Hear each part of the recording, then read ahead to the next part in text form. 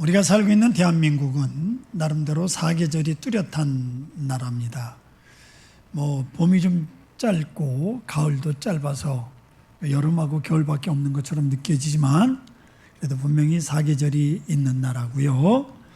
또 각 달마다 의미가 다 다릅니다. 1월은 새로 시작하는 달, 이렇게 가다가 4월달 되면 갑자기 잔인한 달이라고 그럽니다. 4월은. 그 왜 4월은 잔인한 달이라고 그럴까? 미국의 시인 엘리엇이라고 하는 사람이 쓴 황무지라고 하는 시 속에 4월은 잔인한 달이라는 말이 나옵니다. 그것은 4월달이 그야말로 찰나적으로 지나서 4월이 잔인한 달이라고 그럴까? 아니면 우리나라에서는 4.19 의거가 있어서 잔인한 달이라고 그럴까? 잘 모르겠습니다. 그리고 지금 우리가 8월, 여름의 한복판에 서 있는 계절이죠.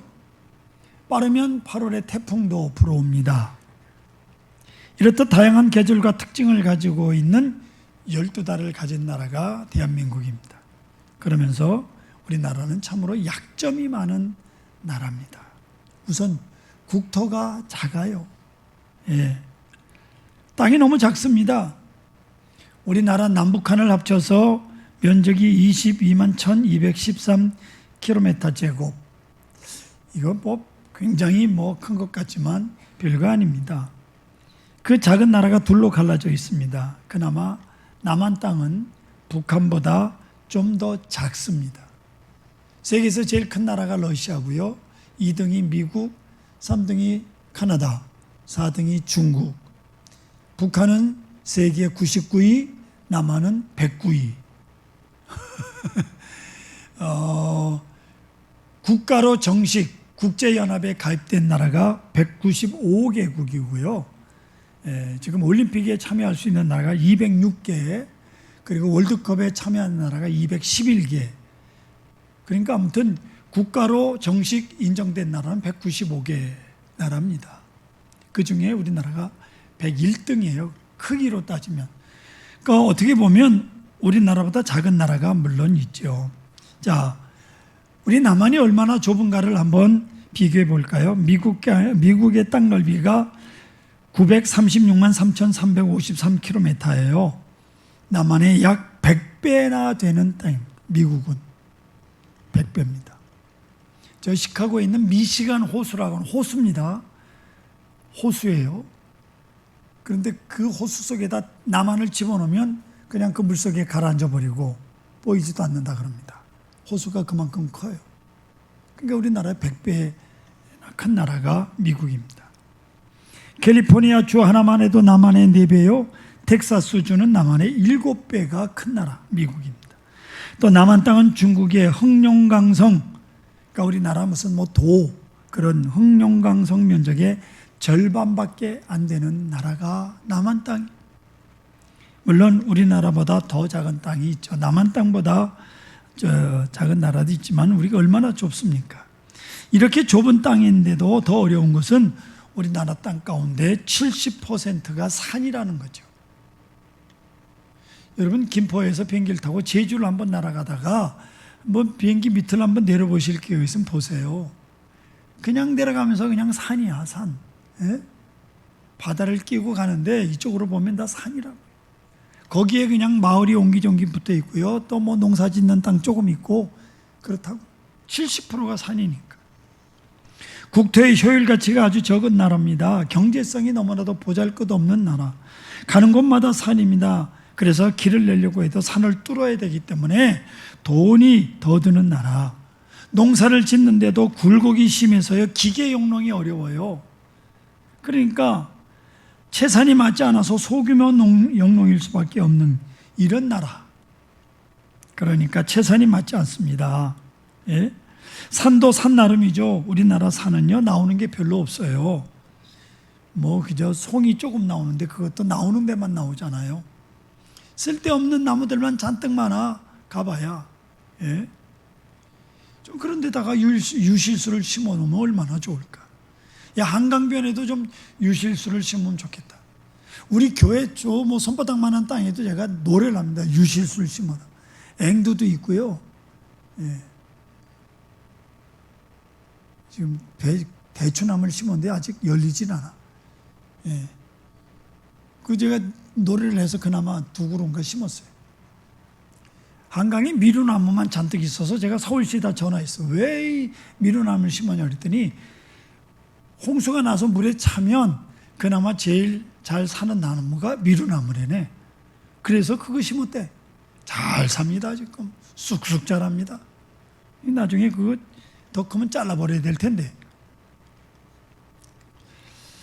여러분, 그 많은 나라 기름이 펑펑 쏟아져 나오던가 아니면 자원이라도 좀 많이 매장되어 있으면 좋을 텐데 우리나라 땅은 그렇지 못해요. 별로 쓸모가 없습니다. 산에 나무 하나 제대로 쓸 수 있는 그런 나무가 없어요. 쪽쪽 뻗은 나무가 없잖아요. 다 꾸불텅꾸불텅 잡목들만 있는 나라. 제가 1991년 미국 연수를 갈 기회가 있어서 서부 캘리포니아주 라스베가스에서 비행기를 타고 동부 뉴욕으로 날아가는 4시간을 날아갑니다. 이쪽 서부에서 동부로. 우리나라는요 바다를 건너가도 김포에서 제주까지 가는데 50분밖에 안 걸리는 좀 나라예요. 근데 4시간을 날아가면서 밑에를 보니까요 산이 하나도 없어요. 그냥 평지야. 아무 데고 농사를 지면 그냥 농사가 절절 되고 아무 데다가 그냥 집을 줘도요 그 밑에 가스하고 전기하고 수도가 다 점침이 박혀 있는 나라입니다. 이 미국이에요. 어디든 농사 지을 수 있는 땅이 얼마나 부러운 땅을 가지고 있는지 모릅니다. 유전도 많은 나라입니다. 기름 자기네 땅 거 아직 안 써요. 수입해다 씁니다. 비상시에 자기네 나라 거 펑펑 비군 퍼쓸 나라입니다. 지하 자원이 무궁무진하게 매장되어 있는 나라입니다. 미국에 있는 로키 산맥 가운데 어떤 산 하나는요 구리 가루로 덮여 있어서 산을 팔 필요도 없답니다. 우리나라는 옛날 그 슬슬 이렇게 땅 긁는 고무래 있잖아요. 그걸로 그냥 긁으면 된대요. 구리를. 참으로 이런 나라가 미국 땅이요. 축복받은 땅이죠. 여러분 미국 우습게 보면 큰일 납니다. 네팔이라고 하는 나라, 네팔라는 나라는요 히말라야 산 있잖아요. 히말라야 산. 전 세계 사람들이 몰려와서 산을 오르며 돈을 막 쏟고 갑니다. 제가 자주 말씀드리지만 이탈리아 로마에 그 이탈리아에는 1년에 저는 5천만 명인 줄 알았더니 6,200만 명의 관광객이 몰려오는 나라입니다. 인구가 5천만 밖에 안 돼요. 인구보다 더 많은 사람들이 관광객으로 몰려오는 나라가 로마요. 조상들 때문에 기독교 때문에 그들은 지금 먹고 살고 있다고.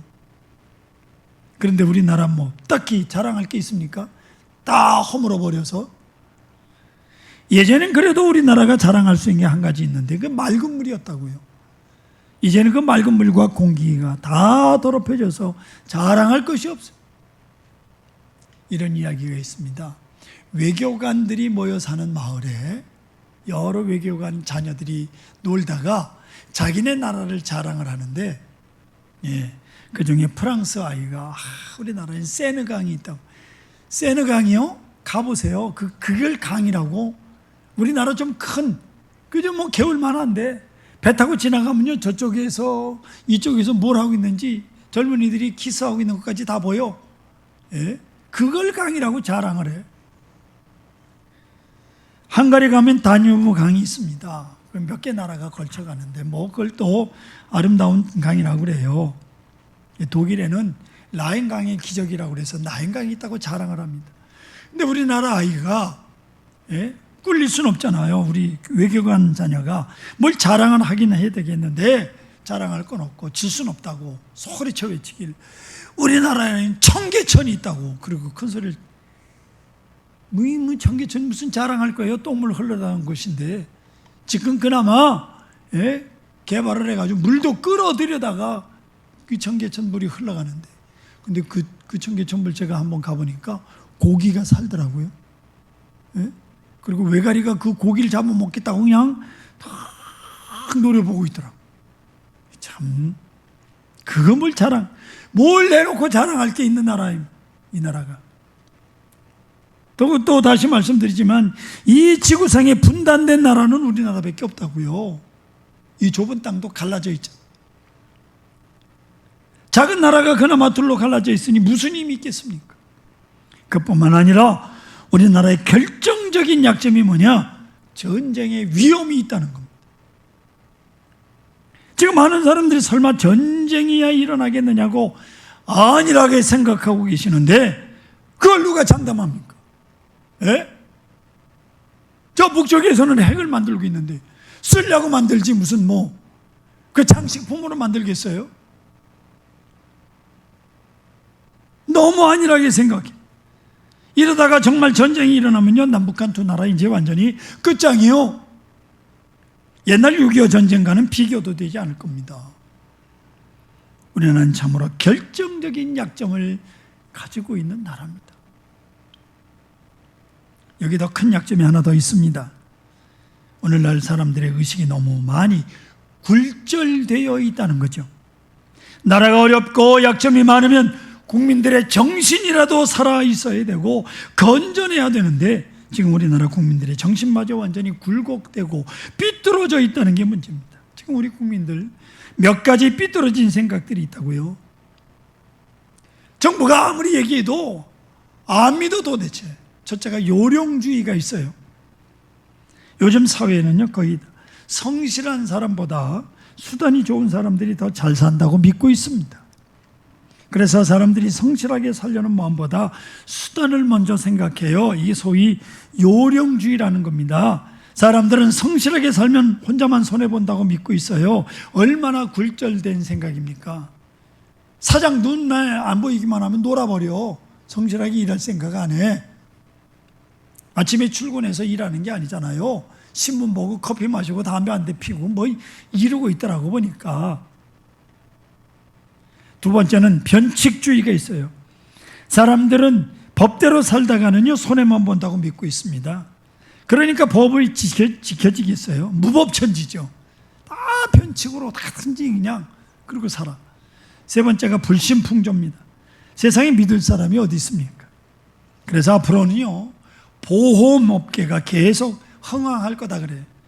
이제는 남편도 믿을 수 없고 아내도 믿을 수가 없고 그저 믿을 것이라는 보험뿐이라는. 예? 불신풍조가 만연되어 있어요. 네 번째로는 황금만능주의요. 이 나라는 지금 사람들은 거기가 돈이면 안 되는 일이 없다고 믿고 있습니다. 그래서 문제가 생기면 먼저 돈이 등장을 해요. 일이 막히면 돈 싸들고 갑니다. 미얀마에 계신 최성배 목사님이 지난번 오셨습니다. 이제 셋째 주일날 저희 교회 오셔서 1부, 2부, 3부 설교를 다 하실 건데요. 미얀마는요, 되는 것도 없고 안 되는 것도 없답니다. 그런데 전에 10만 원이면 되던 게 이제는 30만 원을 돈을 갖다 줘야 일이 된다고 그래요. 예? 그 나라가 되겠어요? 우리나라가 전에는 그랬지만 그래도 좀 깨끗해졌다고 믿었는데 그러다 보니까요, 이 뇌물천국이 점점 그 떡고물이 커져서 최소 단위가 1억 이상이래. 주변에서 하도 억걱하니까 무감각해진 것 같아요. 1억이라는 돈이 얼마나 되는지 아십니까, 여러분? 1원짜리로 1억 원을 세려면 하루 8시간씩 세워도 60년을 세워야 1억이라고 하는 돈을 셀 수 있다고 그럽니다. 월급 받으시는 분이 한 달에 100만 원씩 안 쓰고 꼬박꼬박 모으면 1년에 1200만 원이죠. 예? 8년을 모아야 9600만 원입니다. 1억도 안 돼, 8년을 모아도. 그렇게 엄청난 돈이에요, 1억이. 떡 좋아하시는 분 계시죠? 1억을 가지고 떡을 사서 하루 3끼 떡만 먹어도 30년을 먹어야 된대. 어마어마한 떡이요, 그게. 이것이 1억이라는 돈의 양입니다. 그런데 사람들은 아주 자연스럽게 억억하고 있어요. 황금만능주의 시대예요. 다섯 번째로 연고주의입니다. 사람들은 대부분 연줄과 배경이 있어야 출세한다고 믿고 있습니다. 배경도 없고 백도 없는 사람은 아무리 유능해도 출세할 수가 없다고 그렇게 알고 있다고. 그러니 이 땅에 연고주의, 지역주의가 없어지겠어요? 어떻게든지 줄을 댈라고. 그리고 대통령의 사돈의 팔촌에 무슨 저 멀리 된 사람까지 그냥 어떻게든지 줄을 대서 대통령 한 번이라도 만나보려고. 여섯 번째가 예외주의도 있습니다. 나 하나쯤이야 하는 이 생각이 바로 예외주의예요, 여러분. 나나춤이 하는 그 예외주의 때문에 이 나라 법이 엉망이 되고 순서도 없어지고 사고가 많이 발생하는 거 아니겠습니까? 우리나라가 작년에 2020년 자동차 보유 대수가 2,437만 대라고 합니다. 인구 1,000명당 자동차를 보유한 수가 얼마냐? 425대. 그러니까 평균 두 사람 중에 한 사람 차를 가지고 있는 꼴이 되는 거예요. 세계 37위에 해당하는 자동차 보유국이에요. 2019년 자동차 사고로 사건 건수가 22만 9,600건인데 그중에 3,349명이 자동차 사고로 죽었어요. 2020년 작년 좀 사망수가 줄어들어서 3,079명이 사망했대. 작년 한 해 매일 8명에서 9명이 교통사고로 죽고 있는 거예요. 왜 이런 사고가 일어납니까? 다리가 무너지고 백화점이 무너지고 배가 침몰하는 사고, 모두가 예외주의, 나 하나쯤이야 하고 규칙을 무시하고 돌아다니다가 사고를 내는 거예요. 모든 사고가 나 하나쯤이야 하는 예외주의 때문에 생긴다고요. 다 법을 지켜보세요. 왜 사고가 그렇게 나나? 7째는 이기주의가 팽배해 있습니다. 내가 뭘 하든지 내가 무슨 상관이냐. 예? 이게 이기주의. 내가 내 돈 가지고 쓰는데 나라가 망하든지 경제가 파탄나는 거 무슨 상관이야. 이게 다 이기주의라 그 말이에요. 협동이니 책임이니 하는 정신은 찾아볼 수가 없어. 그러니까 지금 이 나라가 이렇게 어려워진 거예요. 사람들 모두가 이렇게 이기적으로 자기만을 위해서 살아가면 얼마까지 못해서요, 여러분. 함께 죽어요. 함께 고난당하고 함께 망합니다. 나만 망하는 줄 아십니까? 너만 망하는 줄 알아요? 나도 망하지? 머리가 둘 달린 새가 있었습니다. 이게 기형이죠. 몸은 하나인데 머리가 두 개야. 그러니까 좋아. 이쪽 새가 이쪽 머리가 먹고 저쪽 머리가 먹으니까 몸이 점점 커지겠죠. 한쪽 머리가 맛있는 나무를 따먹습니다. 그러면 이쪽 머리는 아이고 수고했다고 그러잖아요. 다른 쪽 머리가 화가 났어. 그건 내가 먹으려고 점 찍어놨는데 이쪽 머리가 홀라당 먹어보니까 화가 나가지고 이쪽 머리가요 독이 든 열매를 꽉 따먹어버렸어. 누가 죽었습니까? 예? 어쩌자고? 옆에 있는 머리만 죽어요? 자기는 안 죽나?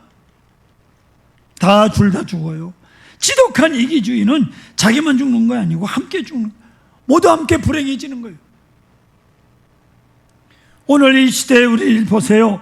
한 사람의 이기주의가 얼마나 많은 사람을 불행하게 만들고 있습니까? 많은 사람들이 이런 굴절된 생각을 가지고 살아가는 거예요. 그리고 피해의식을 가지고 살아갑니다. 삶의 기쁨을 잃어버리고 살아갑니다. 술이나 마시고 사고나 저지르고 한탄하고 원망하며 그렇게 살아갑니다. 그러니 그 마음이 얼마나 상해. 예? 그 상한 걸 예수 믿는 사람처럼 기도로 푸는 게 아니라 우리나라 사람들이 술로 풀어. 술 소비량을 따져보니까 우리나라가 전 세계 11번째야. 얼마나 많이 퍼먹는지. 예? 러시아가 4위고요. 프랑스와 영국이 우리나라보다 더 먹는 줄 알았더니 그들은 14, 15위야. 1인당 알코올 소비량을 보니까 한국이 8.5리터. 여러분, 큰 생수가 2리터입니다. 예? 그걸 4개 이상 마신다는 얘기예요. 우리 젖먹이 아이들 술을 맥주든 소주든 아무튼 뭐 합해가지고 그거 먹으면 죽는 거 아니에요.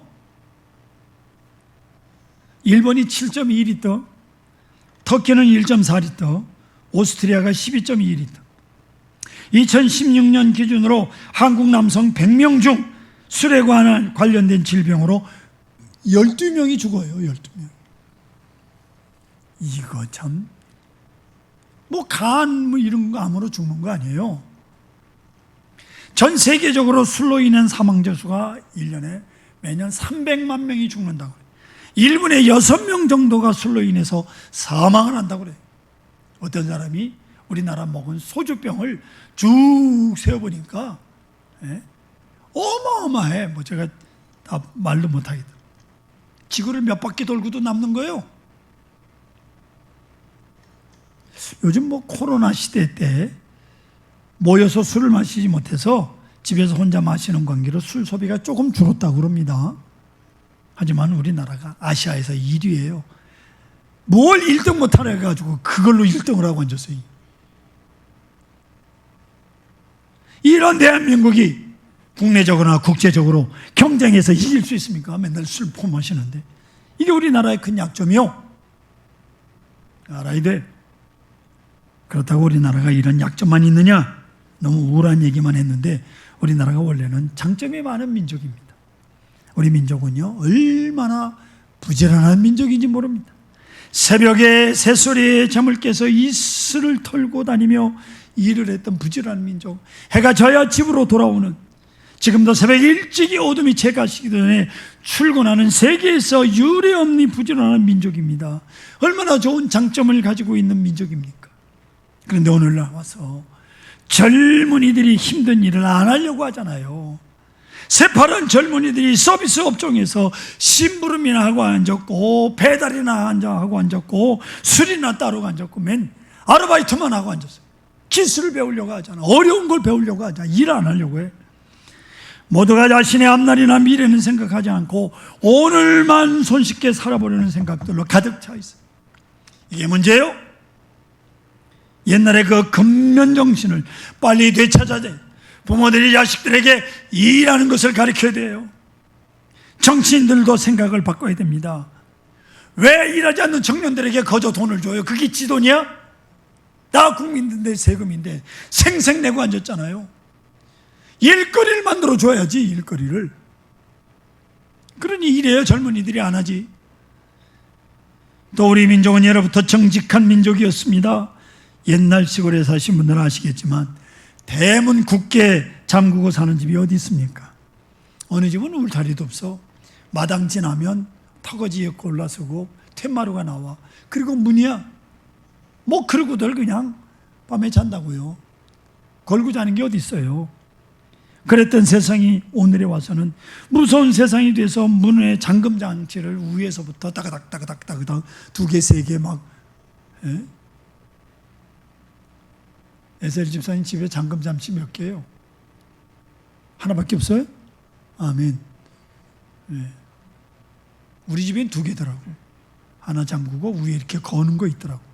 사태원. 누가 와서 뭐 훔쳐갈 것도 없는데. 저는 도둑놈이 와가지고 당신은 진짜 목사라고 인정한 사람이에요.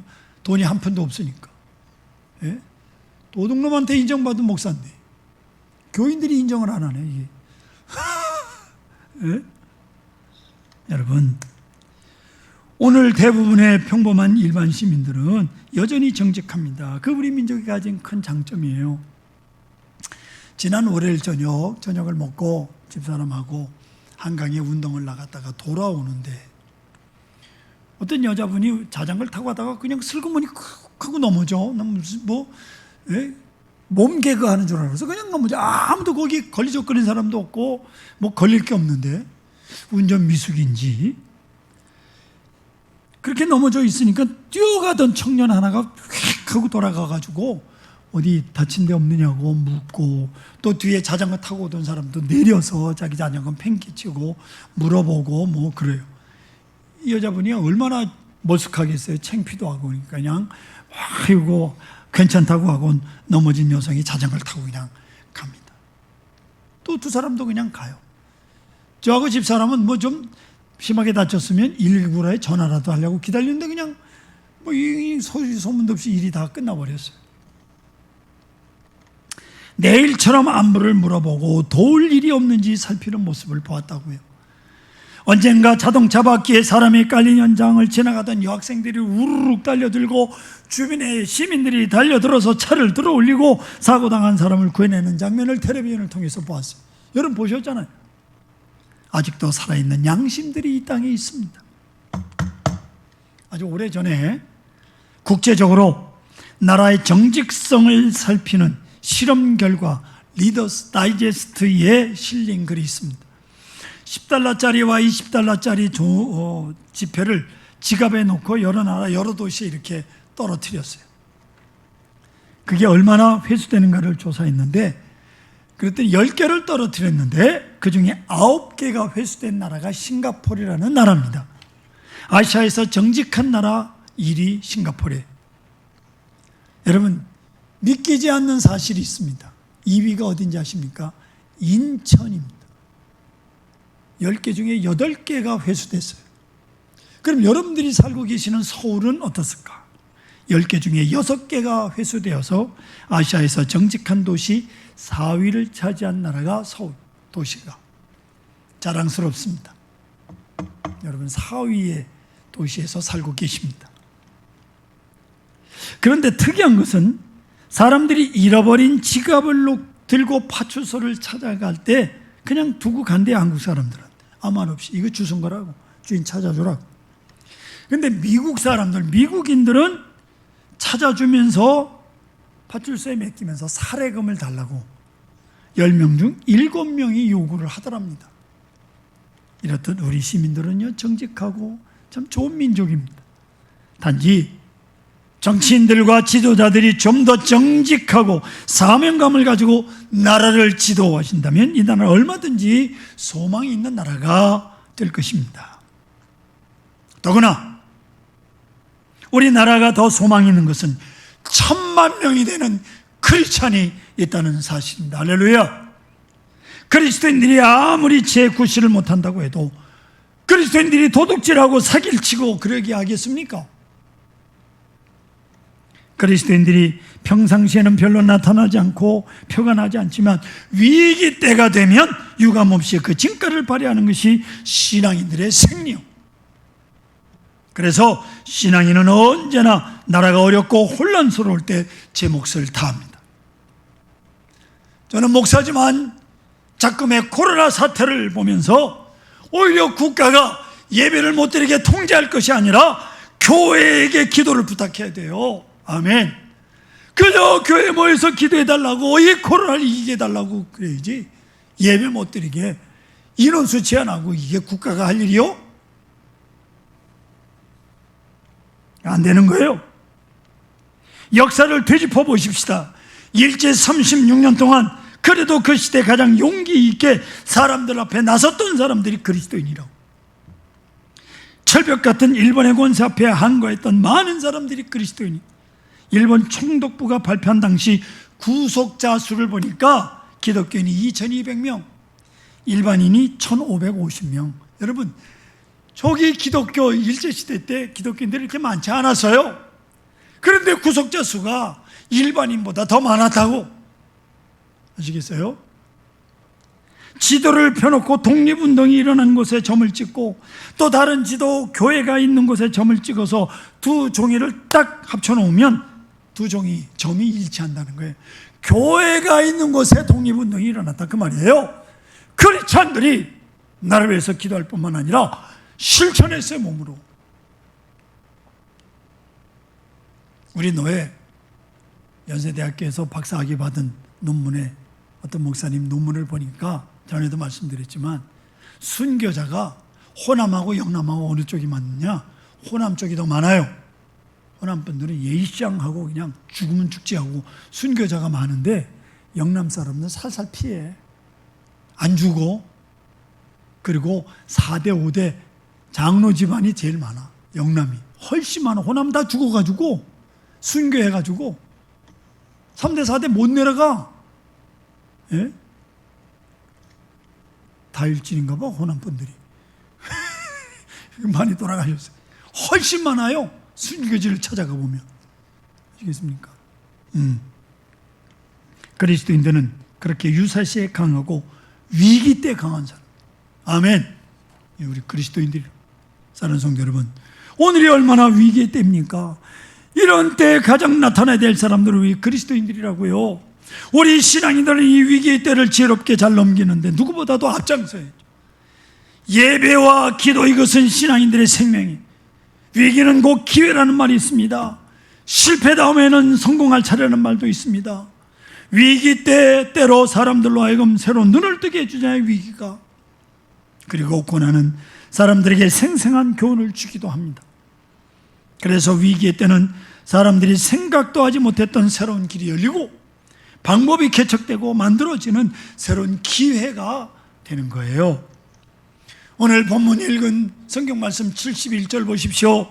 고난당하는 것이 내게 유익이라 이로 말미암아 내가 주의 윤리들을 배우게 되었다. 무슨 말입니까? 고난을 통해서 하나님의 뜻을 알게 되었다는 거 아니에요?